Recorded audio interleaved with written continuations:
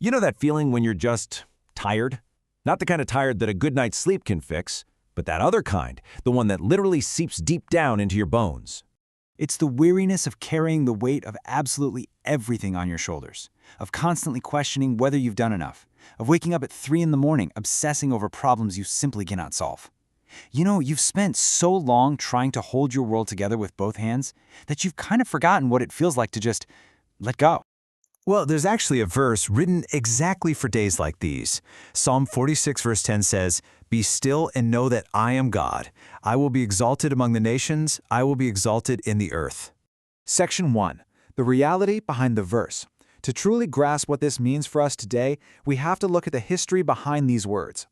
Here's the part that hardly anyone explains. We often cling to this myth that these words were written in a calm, peaceful garden setting where everything was perfectly under control. But the historical reality? Psalm 46 was born in the absolute midst of a severe crisis. We're talking about the earth crumbling, national turmoil, and a very real military threat against Jerusalem. It was a moment when literally everything pointed toward disaster. So, be still is not a phrase meant for when life is calm and easy. It's a lifeline specifically meant for those moments when everything is raging around you. Section 2. Stop playing God. This brings us to a tough but absolutely necessary realization. You really need to hear what that phrase, "be still," truly meant in its original language. It absolutely does not mean do nothing. Instead, it's a direct, active command to lower your weapons, to loosen your grip, and to stop fighting in your own strength. It's not telling you to be passive or just accept defeat. It's telling you to stop playing a role that was never yours to fill to begin with. Because the truth is, your anxiety often doesn't stem from the problem itself. It comes from the crushing, self-imposed expectation that you, and you alone, must solve everything. But listen, you don't have to be the god of your own life. Section 3. The Clenched Fist.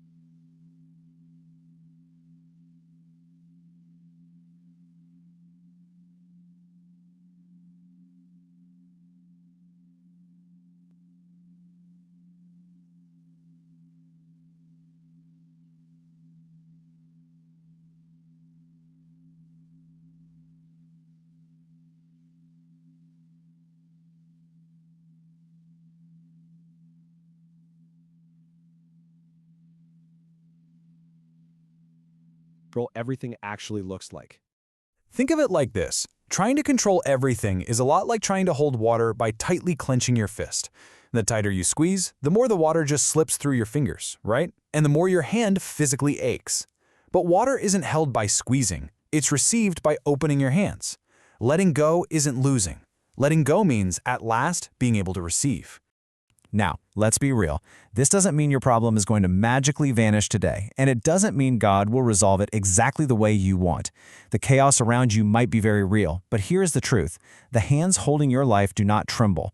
Your security doesn't depend on everything turning out right, but on who is on the throne while it all unfolds. Section 4. 3 steps to let go. Let's put this into action right now.